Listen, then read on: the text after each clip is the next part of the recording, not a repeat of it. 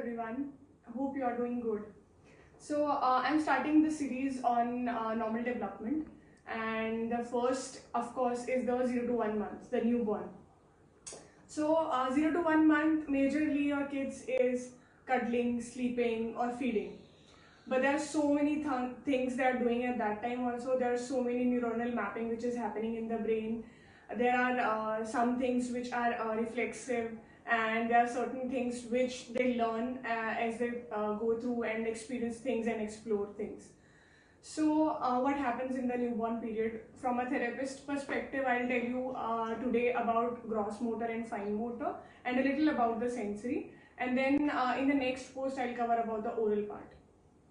So the gross motor wise, they are mostly in a flexion pattern, which is not the strength of the muscle or voluntary. It's something which is the tone of the body, because they are inside the womb in that position, the fetal position which is called, and so they mostly remain in that position. Of course, they kick a little with their legs. Even if when they are on their tummy, they take their head on the side. This is what they prefer on the right side or left side. For the breathing, they lift neck a little just to take turn.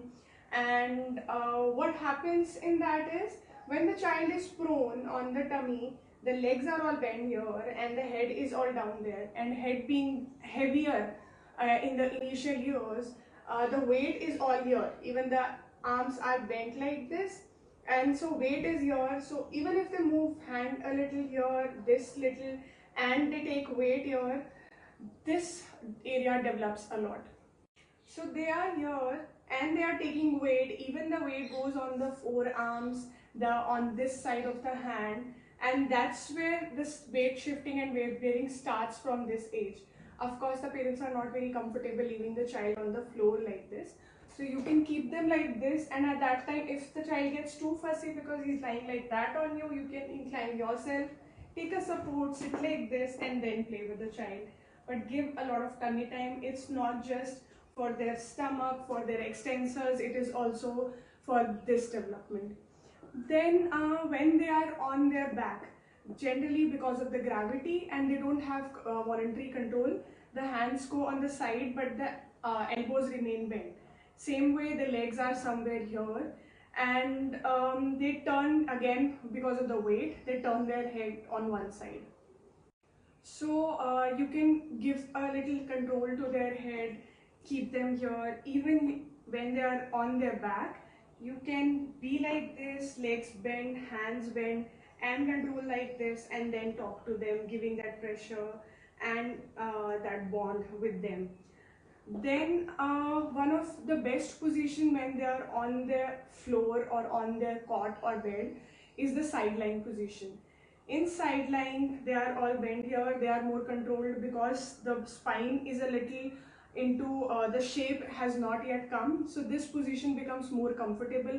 And you'll see with some of the kids accidentally also, when their head is going towards that side, because the dissociation has not yet developed, the body also rolls to that side. In the sideline, they are able to easily put the hand into the mouth, they are able to touch the other hand, which is reflexly not yet developed with the control. What you will see is their body in this age is very symmetrical, and there are some random movements, and random movements again develop the elongation or increase the length of the muscle. Initial increase in length of muscle will help in strength later. So there will be random movements you will see. With the eyes, what you will see is they'll track. The tracking will be easier for them. Instead of fixing on one thing, they can see somewhere around 9 to 12 inches in this age. So bring them closer and here, and then talk to them. They will fix. They like faces a lot. Their facial muscles also move in the form of smile. The child keeps their hand mostly fisted in this position, sometimes the thumb outside, sometimes the thumb inside. And they don't have again the strength for the grasp, but there is a reflex. If you touch anything into the hand, they'll grasp it. And to release it, they voluntarily cannot release it. It might be with the kicking, like if the hand is going here, automatically the hand will open up, and that's when the thing might get released. Because of again the random movements, it might happen. Then the smell, they recognize their mother with the smell, with the breast milk. And the listening is also quite developed. The system inside is fully developed, fully mature, so they can listen. Sometimes you might see that they are turning their head towards the side they are listening from, the sound is coming from. They feel secure in the fetal position in this age. So while swaddling them, don't stretch their legs. There are some sites which will tell you that while massaging your child, stretch their legs, stretch their hands. I don't advise that, because gradually with gravity, by the second month, they will slowly release these muscles on their own. What you can use massage as, just bonding with the child. You can talk to the child at that time, and the touch should not be very superficial. It should be a little firm and a little comfortable for the child, not too deep, not too superficial, and take it as a system of bonding. So don't, I again wouldn't advise for the malish wali bais coming into your home and massaging your child and giving them all that shaking.